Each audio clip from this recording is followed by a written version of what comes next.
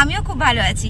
তো দেখো আমরা এখন মানে বেরিয়ে গেছি ঘুরতে, এখন যাচ্ছি তো গাড়িতে উঠে পড়েছি। তো চলো এখন থেকে ভিডিওটি স্টার্ট করলাম।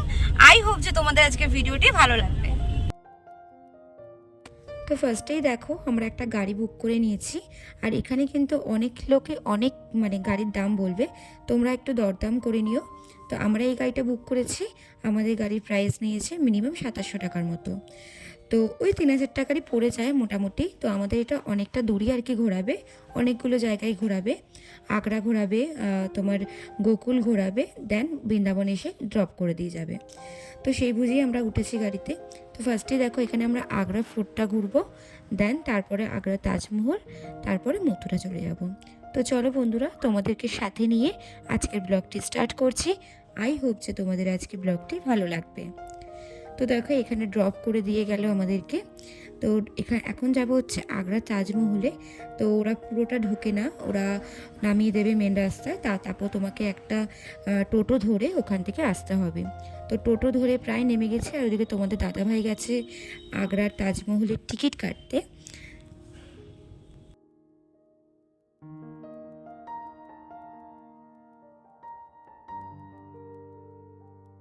টিকিট কাটা সব কমপ্লিট, আর তারপরে এখানে দেখি মালাই চা বানানো হচ্ছে, আর তার মধ্যে শীতকাল। উফ, চাটা কিন্তু অসাম বানিয়েছিল। তো ওটার চাটা নিয়েছিল 15 টাকা করে। তো ওদিকে মাকে একটা দিয়ে দিলাম, আর তোমার দাদাভাই আর আমি একটা খেয়ে নিলাম। তো দেখো তারপরে চলে এসেছি আগ্রাতে। তো এখানে টিকিট দিয়ে এন্ট্রি করিয়ে নেবো ফার্স্টে, আর তো তারপরে মিউজিয়ামে ঢুকতে পারবো। তো চলো তোমরা ভিডিওটা কন্টিনিউ দেখতে থাকো।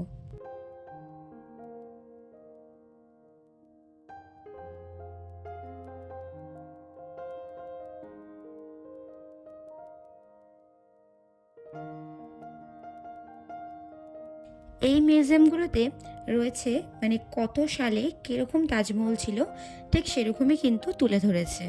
মানে তোমরা এখানে দেখতে পারবে 1852, 1896, 1858, এরকম বিভিন্ন কিন্তু সালের কিন্তু তাজমহলের ছবি দিয়েছে।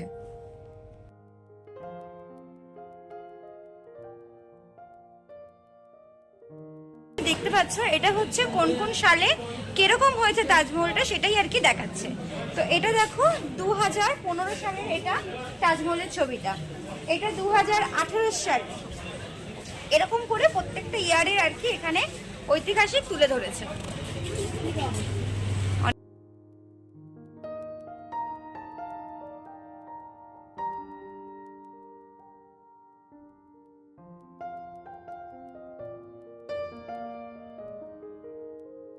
তারপর চলে এলাম তাজমহলের মেন দরজায়। তো এটাই হচ্ছে মেন দরজা। তো এখান থেকে দেখো এবার যাচ্ছে রিহু, দেখো ওর একটু ঠান্ডা লাগছে না, আর আমরা তো ঠান্ডায় কাঁপছি, মানে সত্যি ভীষণ ঠান্ডা, মানে ভীষণ ঠান্ডা, মানে হাড় কাঁপানো ঠান্ডা যাকে বলে।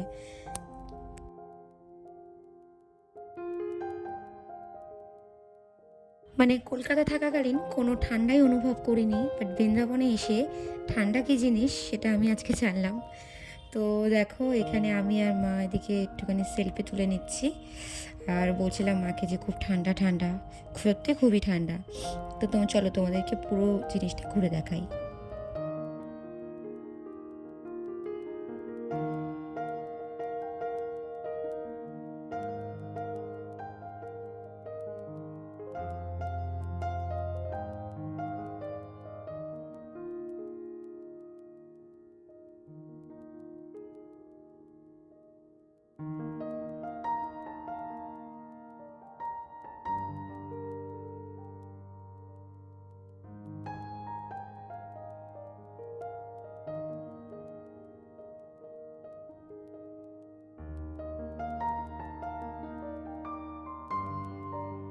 যেহেতু আমরা অনেক সকাল সকাল বেরিয়েছি, তো তাজমহলটা এখনও কিন্তু ভীষণ কুয়াশা আছে।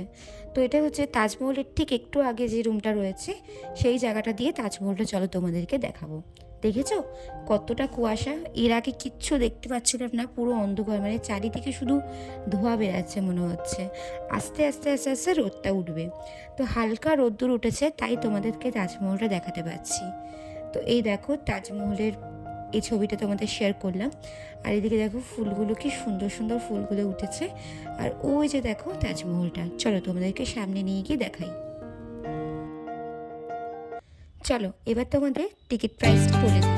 তোমরা যদি তাজমহলের ওপর অংশটা ওঠো তাহলে কিন্তু 250 করে পড়বে। আর তোমরা যদি এখন তাজমহলের নিচে ঘোরো তাহলে 40 টাকা করে এন্ট্রি।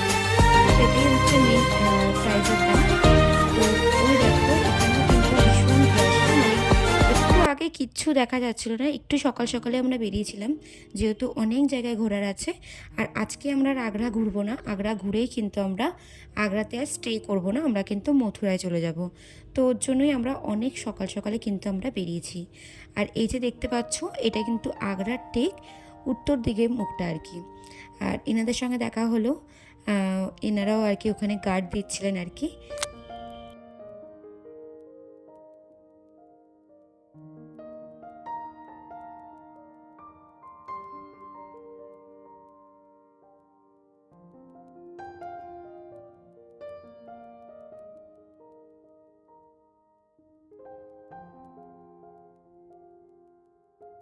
যমুনা নদী, যেখানে যমুনা নদীর ধারেই আর কি ওনার তাজমহলটা উনি আর কি করেছেন, মমতাজের স্মৃতি যেটা আর কি ওনাকে কবর দেওয়া হয়েছে এখানে একদম যমুনা নদীর ধারেই তাজমহলটা। আর এই যে পাশে হচ্ছে তাজমহলটা।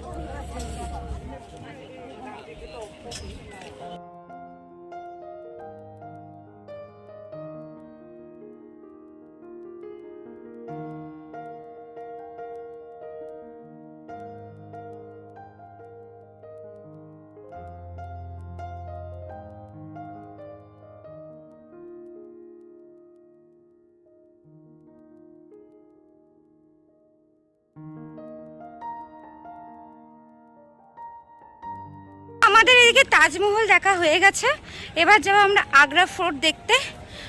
তারপরে হাঁপিয়ে গেছি কারণ তাজমহলে ঘুরেছি, ভিডিও করেছি, এত হাঁপিয়ে গেছি।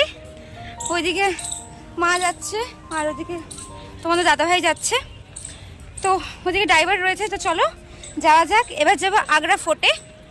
তো এদিকে মোটামুটি সবই ঘুরেছি, তাজমহল, তারপরে তোমার ওদিকে যমুনা নদীর ধার সবই ঘুরেছি।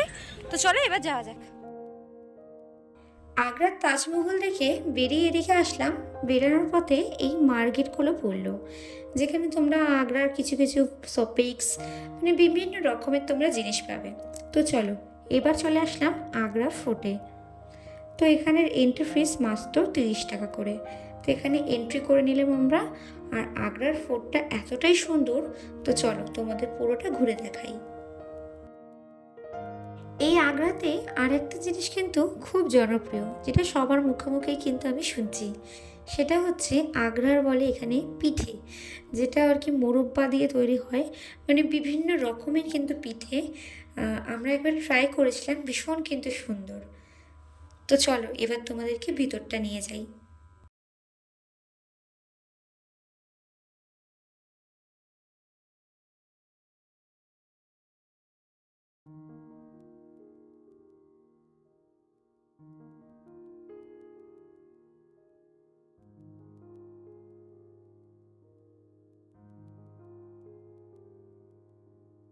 ওরা ফোর্টে ঘোরার জন্য তোমরা কিন্তু এখান থেকে গাইড নিয়ে নিতে পারো।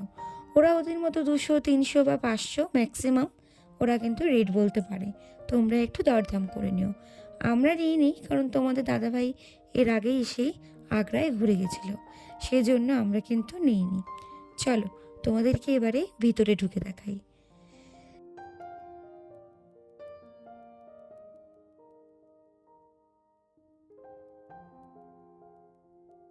তারপর এদিকে একটুখানি রিলস বানাচ্ছিলাম তোমাদের দাদাভাইয়ের সাথে, তাই একটু ক্যাপশন করেছিলাম। তো এই দেখো এবার এখানে একটা জিনিস দেখলাম আমি, এখানে প্রচুর দরজা, প্রচুর মানে বেরানোর জায়গা, মানে তোমরা গুলিয়ে ফেলবে যে কোথা দিয়ে ঢুকছো আর কোথা দিয়ে বেরাচ্ছ। তো যাই হোক, এখানে রাজারা তাদের রানীদের নিয়ে এখানেই থাকতো। অনেক পাহাড়ি মানে গাইডরা রয়েছে এখানে যারা পাহারা দিতেন। আর এক একটা দরজা বিশাল আকৃতি, এক একটা দরজা। তো এটাই দেখতে পারবে এখানে এরা বসতেন। তো এখান থেকে দেখতেন আর কি, এখান থেকে দেখা যাবে পুরো তাজমহলটা। তো চলো তোমাদের ওখানটা নিয়ে যাই।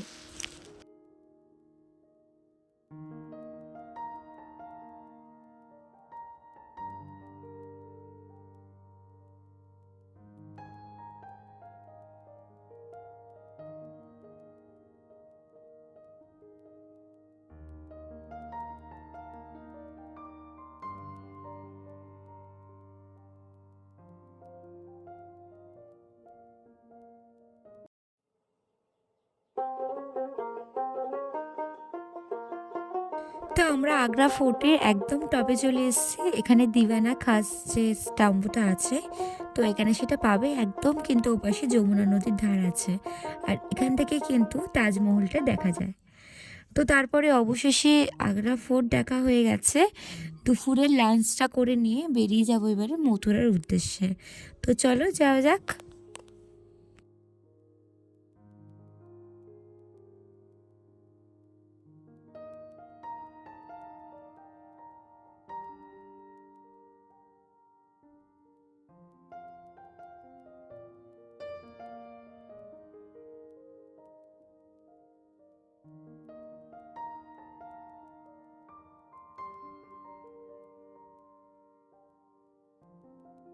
তো আমরা কিন্তু মথুরার প্রায় কাছাকাছি চলে এসেছি।